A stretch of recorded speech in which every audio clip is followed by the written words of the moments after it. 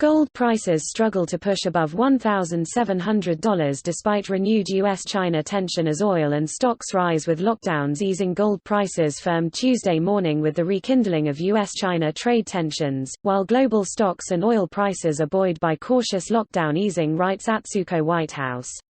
Spot struggled to push above $1,700 per ounce, as the dollar index, a measure of the U.S. currency's value versus its major peers, rose 0.4%, following Monday's sharp increase.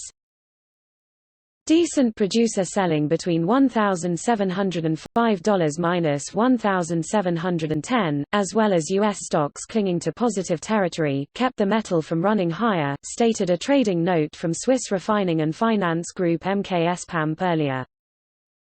The rekindling U.S.-China trade tensions and rhetoric from the White House continues to evoke some safe haven buying in the precious sector, with gold prices punching back through $1,700 yesterday. It was reported late on Monday that the White House is turbocharging an initiative to strip global industrial supply chains from China, as it considers punitive tariffs against Beijing for its handling of the coronavirus outbreak, while there is some talk about voiding government debt to China.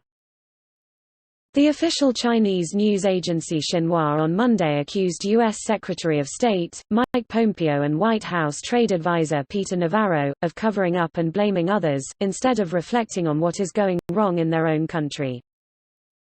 We have argued tariffs and COVID-19 are cousins. Protectionism, thus gold, usually a decent macro leader, is maintaining some COVID-19 premium, as markets begin to price in what trade wars failed to do, an escalating US-China blame game, real bordering up of nations and economies where friends' supplies chains are carefully chosen, says the latest bullion market note from Canadian financial services group Scotiabank.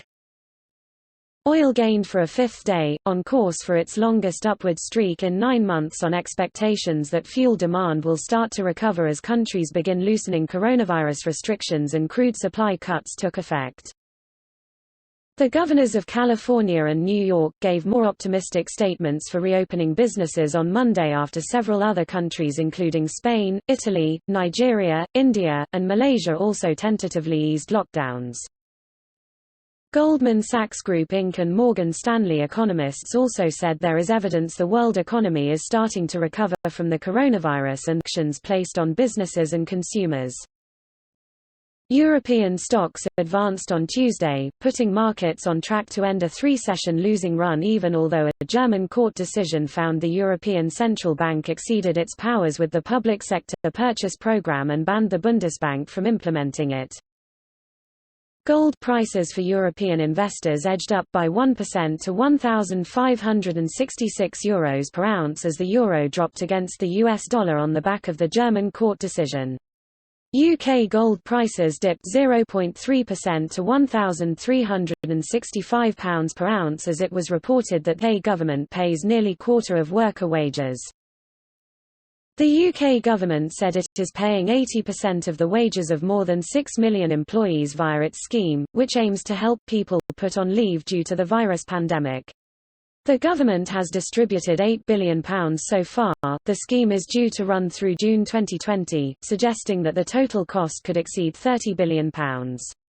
Looking at other precious metals, silver prices dipped 0.5% to $14.77 per ounce, which pushed the gold-silver ratio to the highest figure in a month.